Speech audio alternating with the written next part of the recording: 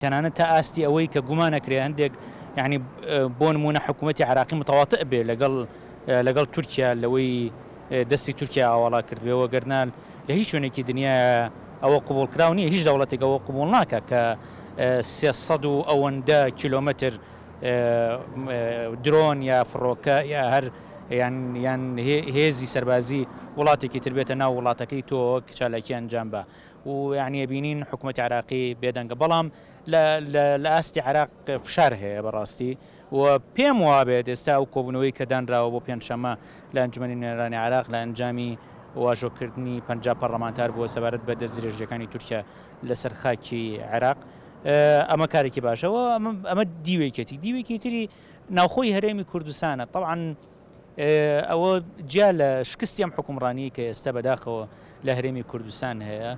و جیا لە کێشە و ململانێ ناوخۆیەکانی هەرێمی کوردستان. هەندێک لە هێزی سیاسی لە هەرێمی کوردستان پێشقەڕەوەڵیەکەن بۆ تورکیا، بەرژەوەندەکانیان بە تەواوەتی لەگەڵ تورکیا گرێداوە و لە ئەنجامیەوە تورکیا دەستی ئاواڵاترە لە ناوخۆی هەرێمی کوردستان. لە ڕاستیە ئەوە پرسیارێکی بەجێەوە پێویستەکە دەستگامنیەکانی ئەم ناوچەیە وەڵامیان هەبێ، بە تایبەتی سەبارەت بەو هەڵمەتی تیرۆرکردنی کە لە ماوەی ڕابردوو لە سلێمانی هەبوون. طبعاً ئەم بە ڕێزانی کە لێرە تیرۆرەکرێن بۆ ئێمە زۆر جێگەی ناڕەحەتی و ناخۆشیە، چونکە ئەوە دەستدرێژی بۆ سەر ئێمە، بۆ سەر هەمومان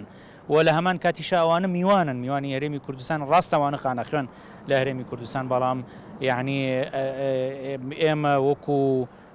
ینی فەزلی میوان و ئەوشیان هەیە بە سەرمانەوە، بۆیە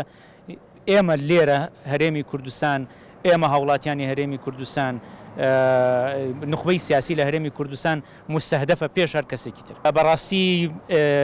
پێویستەکات لایەنامنیەکان وەڵامیان هەبێ بۆ ئەوەی چۆن ئەم کردەوانە ئەنجامە درێ بەبێ ئەوەی بتوانرێ ئەنجامدەرانی ئەم کردەوانە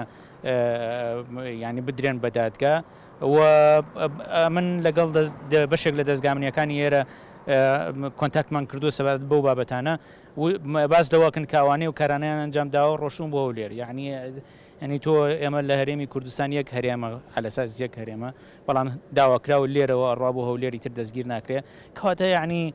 کۆی سیستمی حکومڕانی هەرێمی کوردستان لەژێر پرسیارە.